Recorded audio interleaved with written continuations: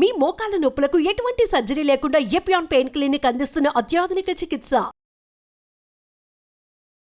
Hello everyone, బరువు తగ్గాలనుకునేవారు రకరకాల ప్రయత్నాలు అయితే చేస్తున్నారు కదా. న్యూట్రిషనిస్ట్ ఆధ్వర్యంలో తగ్గితే కనుక డెఫినెట్ గా ఖచ్చితమైన లాభాలు ఉంటాయి. ముందు ముందు చూసుకుంటే కనుక ఎలాంటి ఇంపాక్ట్స్ కూడా మన ఆరోగ్యపరంగా కానీ సాగి కానీ ఇంకా ఇతర ఇలాంటి ఇబ్బందులు కూడా ఉండవండి. కాబట్టి అధిక బరువు ఉన్నవారు ఏ విధంగా తగ్గాలి, ఎలా ఫాలో అవ్వాలి అదంతా కూడా ఒక క్లారిటీ ఇవ్వడానికి ప్రస్తుతం మనతో పాటు ఉన్నారు సీనియర్ న్యూట్రిషనిస్ట్ అంజలీదేవి గారు. వారితో మాట్లాడి స్టెప్ బై స్టెప్ ఎలా ఫాలో అవ్వాలి ఖచ్చితంగా తెలుసుకుందాం ఈ వీడియోలో. మేడం నమస్తే. Madam thank you so much madam time ఇచ్చినందుకు. బరువు తగ్గాలని ప్రతి ఒక్కరూ అనుకుంటున్నారు మేడం. అది అందంగా అవ్వచ్చు, ఆరోగ్యపరంగా ఇతర అనారోగ్య సమస్యలు దరి చేరకుండా ఉండడం చాలా మంది ఎఫర్ట్స్ అయితే పెడుతున్నారు. బట్ ఒబేసిటీ, అధిక బరువు అయితే పెరిగిపోతూ ఉన్నారు. స్టెప్ బై స్టెప్ ఫాలో అవ్వాలనుకుంటే కనుక ఫస్ట్ ప్రయారిటీ ఆహారమే అంటారా, ఎక్సర్సైజ్ అంటారా? ఒకవేళ అయితే కనుక ఏది తర్వాత ఏది చేస్తే, ఎలా చేస్తే రిజల్ట్ ఉంటుంది అమ్మా? ఇప్పుడు ఒబేసిటీ అన్నది ఫస్ట్ ఎక్సర్సైజ్ తక్కువ ఉండడం వలన ఒబేసిటీ పెరుగుద్దమ్మా. అది ఇంకోటి ఏంటంటే ఈ బరువు అన్నది రెండు రకాలుగా ఉంటుంది. ఒకటి మానసిక స్థితిలో ఉంటుంది, ఒకటి శారీరక స్థితిలో ఉంటుంది. నార్మల్గా ఏంటి డైట్ 50%, ఆ తిన్న డైట్ జాగ్రత్తగా ఎక్కువ లేకుండా, కొవ్వు పదార్థాలు లేకుండా, ఎక్కువ పీసు పదార్థాలు ఎక్కువ ఉండేలా పెట్టుకొని ఆ డైట్ కూడా ప్లాన్ చేసుకొని నూనె ఉప్పు కంట్రోల్ చేసుకుంటూ పొద్దున్న మధ్యాహ్నం సాయంకాలం ఒక క్రమబద్ధమైన పీరియడ్స్లోనూ కరెక్ట్గా తీసుకొని ఉంటే మనిషి బరువు పెరగరు. పెరుగుతూ ఉన్నప్పుడే జాగ్రత్త పడాలి. బాగా పెరిగిపోయి ఒబేసిటీ అన్నట్లు స్థూలకాయం అంటారు చూడండి, దాన్ని ఇంగ్లీష్లో ఏమో మార్బిడ్ ఒబేసిటీ అంటాం. మార్బిడ్ ఒబేసిటీ అంటే ఇంకా చాలా కొవ్వు పెరిగిపోయి అదేమో ముఖ్యంగా పొట్ట చుట్టూ వాటి గుండె దగ్గర వాటి దగ్గర ఎక్కువ అయిపోవడం వలన అది కరిగించడం చాలా కష్టం. ఆ కరిగించడానికి తీసుకోవాల్సిన ఆహారమే ముందు చాలా టైం పట్టేస్తుంది. సో అది మార్బిడ్ ఒబేసిటీ అంటాం. ఆ లెవెల్ వరకు రానివ్వకుండా జాగ్రత్తగా మేనేజ్ చేసుకోవాల్సిన అవసరం ఉంది. ఈ అన్నిటిలోనూ ఒకటి ఫుడ్, ఎటువంటి ఆహారం తింటాం, అందులో కొవ్వు పదార్థాలు ఎంత ఉన్నాయి, అది ఒకటి. రెండోది ఆ తిన్న ఫుడ్కి సరిపడా వ్యాయామం ఉందా, దానికి ఎక్సర్సైజ్ ఉందా. ఇప్పుడు మనం తినే పీరియడ్స్లోను మన తినే టైంలోను ఎటువంటి, తర్వాత మన టైప్ ఆఫ్ వర్క్. ఇప్పుడు మన కొంతమంది ఏమో అథ్లెట్స్ లా ఉంటారు, వాళ్ళ డైట్ వేరే ఉంటుంది. తర్వాత చిన్న పిల్లలు, పెరిగే పిల్లలు, వాళ్ళు బాగా తిరుగుతూ ఉంటారు, పరిగెత్తూ ఉంటారు, సో వాళ్ళ డైట్ ఆ రకంగా ఉంటుంది. ఇప్పుడు మాలాంటి వాళ్ళు పెద్దవాళ్ళు అయిపోయి మనకేమో ఎక్కువ ఎక్సర్సైజ్ లేకుండా, ఎక్కువ తిరగకుండా కూర్చునే వాళ్ళు, ఇది వీళ్ళకి బాగా డిఫరెంట్ ఉంటుంది. ఇంకోటి ఏంటంటే, ఒకటి ఇది ఏజ్ ప్రకారంగా చెప్పాను. ఇంకోటి మనం చేసే పని తీరు. మీ వయసు ఉన్నారు, 25-30 ఇయర్స్ ఓల్డ్, ఒక ఆఫీస్లో కూర్చొని ఈ కంప్యూటర్ స్పెషలిస్ట్లా కంప్యూటర్ దగ్గరే కూర్చొని చేస్తూ ఉంటారు. వాళ్ళకి ఇంధనం చాలా తక్కువ ఉండాలి, మినిమం క్యాలరీస్ ఉండాలి ఆహారంలో. సో అటువంటి పని తీరు బట్టి ఇప్పుడు కొంతమంది పరిగెత్తి పిల్లల్ని చేసుకొని తర్వాత తండ్రి పిల్లల్ని పెరిగిస్తూ పిల్లలు పరిగెత్తినట్లు వీళ్ళు పరిగెత్తూ ఉండి అన్నీ చేస్తూ ఉంటే చాలా మటుకు క్యాలరీస్ వాళ్ళు తిరిగే పనుల్లోనూ ఇదే కరిగిపోతాయి. ఆ క్యాలరీస్ అన్నీ వాడేస్తారు. వాళ్ళ డైట్ వేరే ఉంటుంది. సో ఇలాగ మనం డైట్ ఏది ప్లాన్ చేసుకున్నా మనం తినే పదార్థాలు మనకు దొరికే ఒకటే. బియ్యమా, పప్పులా, కూరలా, మటన్, చికెన్ ఇలాంటివే ఉంటాయి. కానీ అవి ఎంత వాడాలి, ఎవరు ఎక్కువ వాడాలి, ఎవరు తక్కువ వాడాలి అన్నది మనకి డైట్ ప్లాన్. ఈ డైట్ ప్లాన్ని జాగ్రత్తగా చేసుకోవాలి. తర్వాత ఈ బరువు ఉన్నవాళ్ళు బరువు పెరుగుతూ ఉన్నప్పుడే జాగ్రత్త పడాలి. బాగా పెరిగిపోయి స్థూలకాయల్లాగా ఫ్యాట్ చాలా స్ట్రాంగ్గా గట్టిగా పెట్టేసి ఒంటికి ఉన్నప్పుడు అప్పుడు తీసుకోవాలనుకుంటే ముందు కరిగించడానికే ఆల్మోస్ట్ 6 months 1 year పడుతుంది. తర్వాత నెమ్మదిగా తగ్గుతూ ఉంటారు.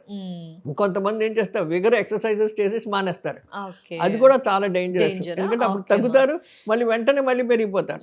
సో అలాంటి చేయకూడదు. ఒకటి క్రమబద్ధకంగా ఏ పని చేసినా, చేసినా ఒక దీని కింద బ్యాలెన్స్ చేసుకోవాలి. ఏ టైంలో ఎంత తినాలి, ఎలా తినాలి, ఎలా పెట్టాలి, తర్వాత ఎప్పుడు ఎక్సర్సైజ్ చేయాలి ఉండాలి. ఇంకోటి ఏంటంటే మనం తిన్న ఆహారం బట్టి దానికి సరిపడా ఎక్సర్సైజ్ కంపల్సరీ. ఇంకోటి వయసు, వాళ్ళ ఏజ్, చిన్నపిల్లల, పెద్ద పిల్లల, మాలాంటి పెద్దవాళ్ళ, ఇలాంటి బట్టి కూడాను ఎంత క్యాలరీస్ తీసుకుంటాం, ఎలా తీసుకుంటాం అది కూడా ఆధారపడి ఉంటుంది. ఇది ఇలా డివైడ్ చేసుకుంటూ ఉంటే మనకి ఫస్ట్ ఆహారం Exercise. స్టెబిలైజ్ అవుద్ది. ఎటువంటి తిన్నది అన్నది ముందు ప్లానింగ్ అనమాట. దాని తర్వాత ఏం ఆహారం తీసుకోవాలన్నది అది నెక్స్ట్ స్టెప్. ముందు ఈ నెక్స్ట్ స్టెప్లో ఏం ఆహారం తీసుకోవాలి అన్న దాంట్లో మనం ఏం చేస్తామంటే మామూలుగాను ఇప్పుడు ఆకుకూరలు ఉన్నాయి, తర్వాత ఏమో చాలా మటుకు ఈ కొవ్వు లేని కూరలు, దుంప కూరలు కాకుండా మిగతా కూరగాయలన్నీ వాడుతూ ఉంటే దాంట్లో ఫ్యాట్ చాలా తక్కువ ఉంటుంది, మన క్యాలరీస్ ఎక్కువ రావు. దానివల్ల అవి ఎంత మటుకు కాన్సన్ట్రేట్ చేస్తే అంత మంచిది. ఇంకోటి ఏంటంటే ఉప్పు పంచదార. ఉప్పుకి బరువుకి సంబంధం ఉంటుందమ్మా. అంటే ఉప్పు ఏంటంటే ఇది చేసేస్తుంది, మనిషిని బాడీని అబ్జార్బ్ చేయాలా లేకపోతే తీసేయాలా అని చేస్తుంది. ఉప్పు ఎక్కువ తిన్నా ఉప్పు తక్కువ ఉన్నా కొంత ఎఫెక్ట్ ఉంటుంది. అది కూడా జాగ్రత్తగా ఆలోచించుకొని ఎంత ఉప్పు తినాలి, ఎంత షుగర్ తినాలి, ఆ ఉప్పు బ్యాలెన్స్ చేస్తూ ఉంటుంది అనమాట. అది ప్లాన్ చేసుకోవాలి. ఇంకోటి ఆహార పదార్థాలు ఇప్పుడు అంతాను నాన్ వెజిటేరియన్ ఉంది, కోడిగుడ్డు, చేప, రొయ్యలు వీటిలన్నిటిలో కొవ్వు, ఆటోమేటిక్ కొవ్వు ఉంటుంది. అవి వండుకుంటే దాంట్లో ఫ్యాట్ ఇది క్యాలరీస్ చాలా ఎక్కువ వస్తే అవి బరువు పెరిగిపోతారు. సో ఇవన్నీ ఎలా చేయాలి, మనం తినే పనిని బట్టి, పెరిగే వయసును బట్టి. ఇప్పుడు చిన్నపిల్లలకు ఒక ఆహారం ఉంటుంది, మధ్యతరగతి వాళ్ళకి ఒకటి ఉంటుంది, మా వయసు లాంటి వాళ్ళకి ఇంకో రకంగా. అలా ఫస్ట్ వయసు, రెండోది మనం చేసే పని, ఎంత పరిగెత్తాం, ఎంత తిరుగుతాం, కూర్చునే ఉంటామా ఏంటని అది రెండు. దీన్ని బట్టి మన సమతులిక ఆహారం ఆధారపడి ఉంటుంది. అమ్మ ఇక్కడ ఒక చిన్న డౌట్ అమ్మా, ఆకలి వేసినప్పుడే ఆహారం తీసుకోవాలా ఒబేసిటీ బరువు విషయానికి వచ్చి, లేదా టైం టు టైం ఖచ్చితంగా 3 పూటలు విత్ స్నాక్స్ తో ఏది తినడం బెటర్ అంటారు? ఇప్పుడు ఆకలి అని ఇండికేషన్ ఏంటంటే మీరు బాగా స్టార్వ్ చేసేస్తే ఆకలి అని ఇండికేషన్ వస్తుంది.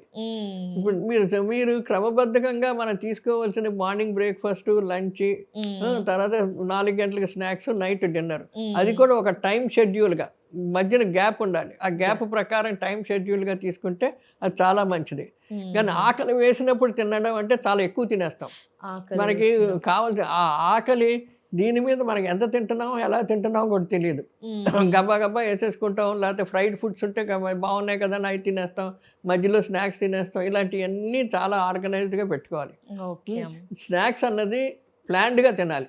ఎస్ అమ్మా, స్నాక్స్ అనగానే క్రేవింగ్స్ అనేది మనకు ఒక ఫీలింగ్ ఉంటుంది, క్రేవింగ్స్ రాగానే. సో అలాంటి టైంలో ఈ ఊబకాయం పెరగకుండా, బరువు పెరగకుండా ఏమైనా మంచి హెల్దీ లైక్ మజ్జిగ అలాంటివి ఏమైనా తీసుకుంటే బెటర్ అంటారా, లేకపోతే డ్రై ఫ్రూట్స్ అలాంటివి బెటర్ అంటారా, ఆయిల్ ఫుడ్స్, అలా ఏది క్రేవింగ్స్ ని కంట్రోల్ చేసుకోవడానికి ఒబేసిటీలో భాగంగా, డైట్ లో భాగంగా ఏం తీసుకోవాలి అంటారు? క్రేవింగ్స్ ఏంటంటే ఎక్కువ క్యాలరీస్ ఎక్కువ ఉన్న ఫుడ్, ఫ్రైడ్ ఫుడ్స్ తినకూడదు. ఇప్పుడు చూడు సాలడ్స్ కానీ, లేకపోతే వెజిటబుల్ సాలడ్స్ చక్కగా పెట్టుకొని దాంట్లో కొంచెం నిమ్మకాయ, ఉప్పు అవన్నీ వేసుకొని తినేస్తే చాలా టేస్టీగా ఉంటుంది. ఆ సాలడ్ లో కూడా దుంప కూరలు వాడకూడదు. పొటాటోస్ కానీ, క్యారెట్స్ కానీ, ఇలాంటి బీట్రూట్ కానీ అవి చాలా మటుకు తగ్గిస్తే మంచిది. మామూలు సాలడ్స్ కాబట్టి అందులో ఫైబర్ ఉంటుందని వాడతాం, కానీ అవి ఎక్కువగా వాడకూడదు. ఉత్తరే క్యారెట్ తినేస్తే మనకి ఇదైపోద్ది అని అలా కాదు. ఆకుకూరలు అన్ని అక్కడ కూడా ఒక బ్యాలెన్స్డ్ గా ఉండాలన్నమాట.